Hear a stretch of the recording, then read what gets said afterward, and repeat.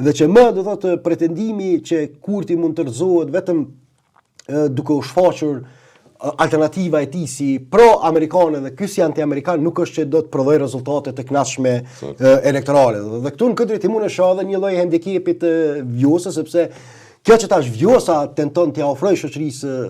tonë, elektoratit tonë, aseti kryesor i saj marrëdhënie specifike me Shtetet e Bashkuara të Amerikës, nuk është që nuk ka qenë cilësi edhe liderëve të tjerë politik, por nuk është treguar efektiv për ta marginalizuar e për ta minuar do thot potencën elektorale të Albin Kurtit. Do thot kjo është sepse do të thonë po e shoh edhe një lloj besimi të gabuar të subjekteve opozitare apo një lloj shpresë naive se tash konflikti ndërmjet Vjosa Osmanit dhe Albin Kurtit është mundësia e tyre fundit të finale që do të rezultojë do të në vetërrënimin e këtyre dy personaliteteve dhe të njëjtave do t'ju krijohet shanca, për rikthim në pushtet. Kanë qenë 3 tema të mëdha do të ku opozita gabimisht e ka suspenduar rolin e vet, do të nuk ka pas besim që ajo nga vetvetja mund ta sfidoj pushtetin e Albin Kurtit, por e para ka qenë do të se sa më tepër pushtet që merr ky, do të për shkak të pavësive qeverisëse do të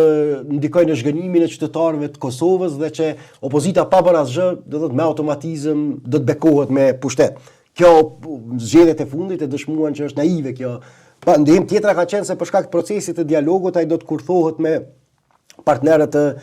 ndërkombëtar dhe se presionet e asaj natyre do të ndikojnë që po ashtu Albin Kurti ta humbë mbështetjen elektorale, mirë po edhe kjo dështoi, po që nuk u tregua efektive për ta minun pushtetin e Albin Kurtit dhe e fundit është vret, do se nuk thuhet në mënyrë eksplicite, nuk thuhet hapur, por ka ndruar sentimenti i subjekteve opozitare në raport me presidentin, duke shpresuar që sa më tepër agravohet konflikti ndërmjet saj dhe Albin Kurtit,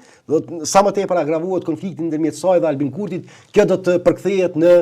efekt profitabil për to. Unë kam dyshimet mia nga se rrugtimi politik i Albin Kurtit dhe i Vjosa Osmanit është krejtësisht i ndryshëm. Do të mos harrojmë këtë fakt. Nga kjo premisë duhet nisemi për të parë se çka mund të ndodhë, nga se Albin Kurti nga hiçi, nga asgjëja ka ndërtuar një organizatë, do të thotë politike tashmë masive, mund të bëhen tash debate për karakterin ideologjik të kësaj organizate.